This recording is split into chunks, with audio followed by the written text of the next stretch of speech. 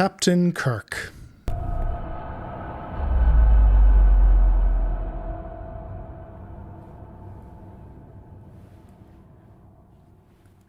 From a character perspective, Kirk was fascinating.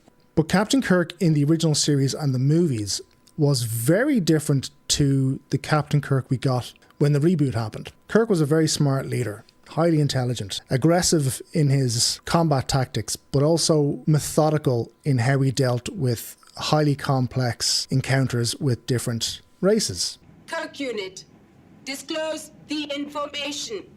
Why has the creator not responded? No. Secure all stations. Clear the bridge. Clear the bridge, Captain? That was the order, Mr. Sulu. Clear the bridge. Aye, sir. He also led a very solitary life, which is why his friendships with McCoy and Spock were so powerful. It wasn't just about the fact that he was the captain of a starship, was moral and ethical and had all the things that most captains do who aren't stuck in the Delta Quadrant. His friendships with Spock and McCoy lasted over 50 years and represented very specific parts of his personality. Spock was the logical, emotionless, unfeeling side of Kirk that he relied on when having to make incredibly difficult decisions, whereas his friendship with McCoy was his emotional side, his human side, the side he listened to when he had to make decisions based on instinct. So Kirk's command was heavily reliant on having these two people present.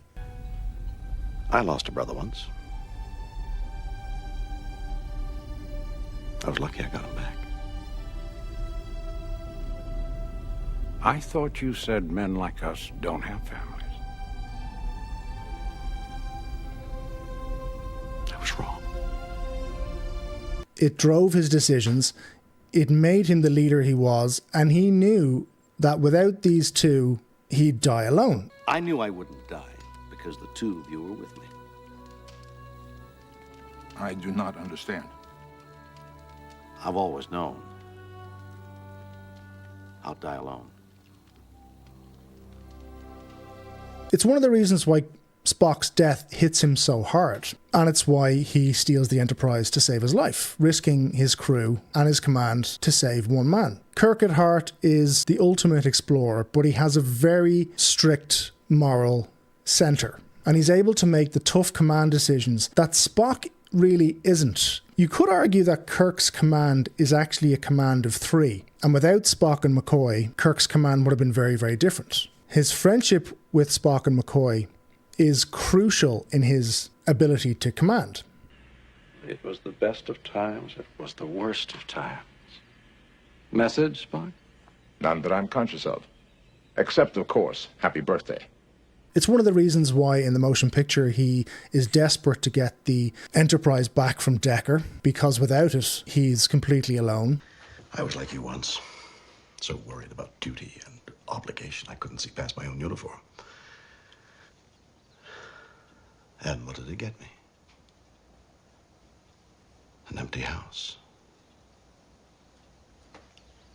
I always felt a bit more connected to Kirk than I did Picard. I admired Picard for his leadership and diplomatic approaches, but I always felt more connected to Kirk. And then Star Trek 09 came along and kind of blew that notion out of the water. We've got no captain and no first officer to replace him. Yeah, we do.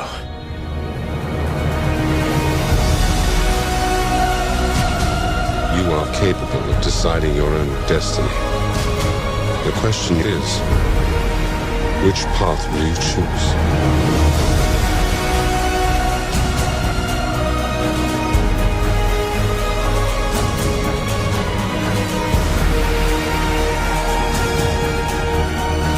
James T. Kirk was a great man, but that was another life.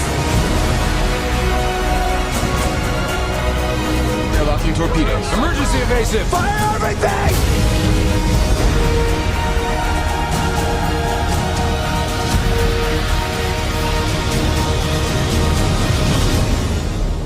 With a version of Kirk that was portrayed as sort of reckless, a womanizer, a little bit out of control, totally dependent on his emotions, which you could argue is a result of the fact that he hadn't yet built the bond with his Trinity, the Spock and McCoy situation, which makes his sudden captaincy of the Enterprise in Star Trek 09, in my opinion, completely ridiculous. Now, Star Trek 09 was a fun movie, and I really enjoyed it. I enjoyed it because at that point, Star Trek was waning, it was becoming a little stale, the movies weren't doing very well, and it needed something. It needed a little bit of a something.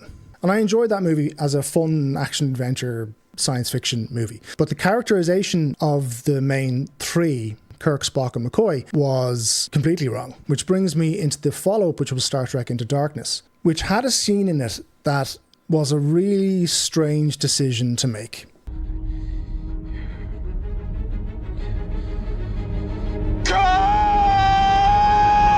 The problem with this is that the relationship between Kirk and Spock was built over 30 years. And not just the relationship with Kirk and Spock, the relationship between the actors, Leonard Nimoy and William Shatner and DeForest Kelley. When Spock dies in The Wrath of Khan, it wasn't just the characters that had built up a relationship over 30 years. It was the actors who we'd grown up with. It was the missions they'd gone on, the arguments, the sacrifices.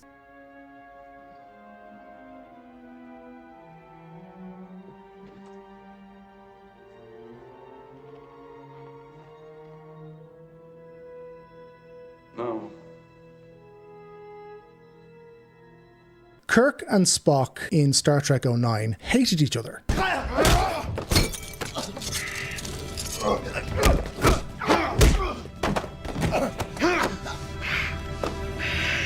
It wasn't until the last 20 minutes of the movie where you got kind of a semblance that there was a hint that Spock might respect Kirk. The relationship in the second movie, where Kirk is shown to be completely irresponsible, breaking the Prime Directive for absolutely no reason, was kind of built on sand. It's the type of relationship that can't be rebooted. But Kirk was never a complete renegade. Kirk was a measured, controlled commander with a clear set of morals and values. He wasn't reckless. He took calculated risks that seemed reckless. Stealing the Enterprise in Star Trek 3 was a last resort for Kirk because he'd asked to take the ship back to Genesis to try and save Spock. After his son dies, there's a famous fight between Kirk and the Klingon captain who was responsible for his son's death on the ridge of a mountain. And even then, when given the opportunity to take revenge against the person who's responsible for his son's death, Kirk reaches out a hand to try and save him. Give me your hand!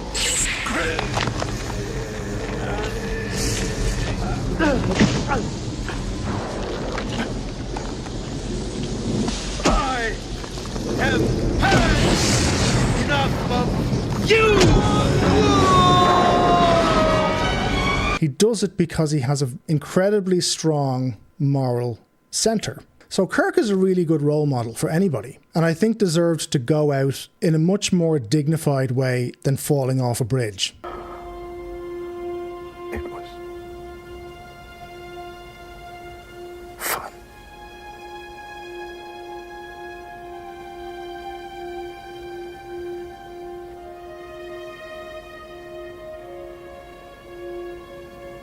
Oh my.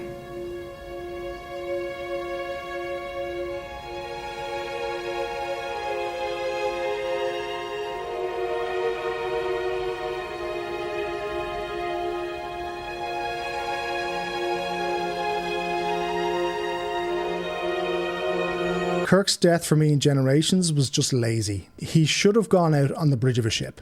Didn't have to be the Enterprise, but he should have gone out on the bridge of a ship. So yeah, this is my little raising of the glass to the legend that was Captain Kirk. Row, row, row your boat gently down the stream. Merrily, merrily, merrily, merrily, gently down the stream. Merrily, merrily, merrily, merrily. Come on, Spock.